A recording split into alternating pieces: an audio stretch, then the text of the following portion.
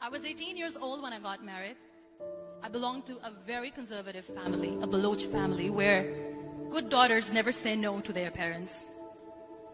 My father wanted me to get married, and all I said was, if that makes you happy, I'll say yes. And of course, it was never a happy marriage. Just about after 2 years of getting married, about 9 years ago, I met a car accident. Somehow my husband fell asleep and the car fell in the ditch. He managed to jump out, saved himself. I'm happy for him. But I stayed inside the car and I sustained a lot of injuries. The list is a bit long. Radius ulna of my right arm were fractured. The wrist was fractured. Shoulder bone and collarbone were fractured. My whole rib cage got fractured. But that injury that changed me and my life completely was the spine injury. Many people came to rescue. They gave me CPR. They dragged me out of the car. And while they were dragging me out, I got the complete transection of my spinal cord. Those 2.5 months in the hospital were dreadful. I was at the verge of despair. One day, doctor came to me and he said, well, I heard that you wanted to be an artist, but you ended up being a housewife. I have a bad news for you. You won't be able to paint again. Next day, doctor came to me and said, your spine injury is so bad, you won't be able to walk again. I took a deep breath and I said, it's all right. Next day, doctor came to me and said, because of your spine injury and the fixation that you have in your back, you won't be able to give birth to a child again. That day, I was devastated. I started to question my existence. Why am I even alive? So what kept me going was, one day I asked my brothers, I know I have a deformed hand, but I'm tired of looking at these white walls in the hospital and wearing these white scrubs. Bring me some colors, bring me some small canvas. I want to paint. So the very first painting I made was on my deathbed, where I painted for the very first time. What an amazing therapy it was. Without uttering a single word, I could paint my heart out. I could share my story.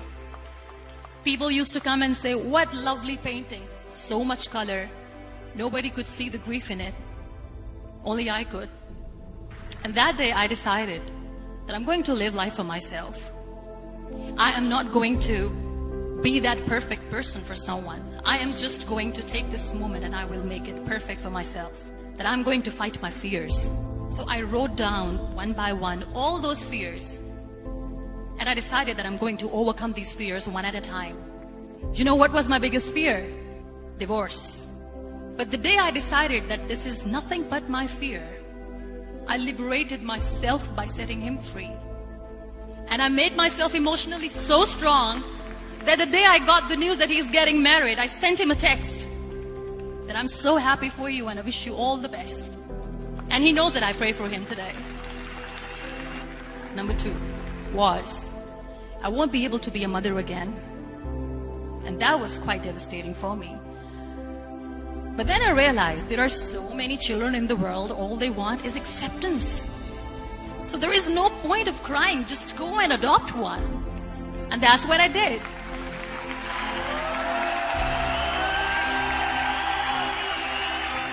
I gave my name in different organizations, different orphanages, and I waited patiently. 2 years later, I got this call from a very small city in Pakistan. I got a call and they said, are you Muniba Mazari? There is a baby boy and would you like to adopt? I could literally feel the labor pain. I said, yes, I am going to adopt him. I am coming to take him home. And that day, I was 2 days old, and today he's 6. You know, when you end up being on the wheelchair, what's the most painful thing? People think that they will not be accepted by the people because we, in the world of perfect people, are imperfects. So I decided to appear more in public. I started to paint.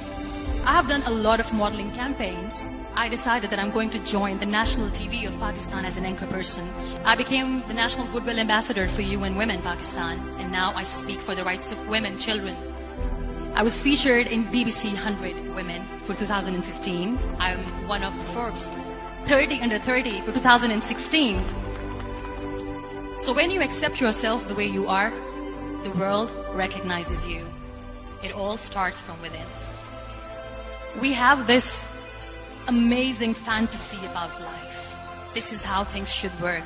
This is my plan. It should go as per my plan. If that doesn't happen, we give up. I never wanted to be on the wheelchair. Never thought of being on the wheelchair. This life is a test and a trial, and tests are never supposed to be easy. So when you are expecting ease from life, and life gives you lemons, then you make the lemonade, and then do not blame life for that. It is okay to be scared. It is okay to cry. Everything is okay, but giving up should not be an option. They always say that failure is not an option. Failure should be an option, because when you fail, you get up, and then you fail, and then you get up, and that keeps you going. Embrace each and every breath that you are taking. Celebrate your life. Live it. Don't die before your death. Real happiness lies in gratitude. So be grateful, be alive, and live every moment.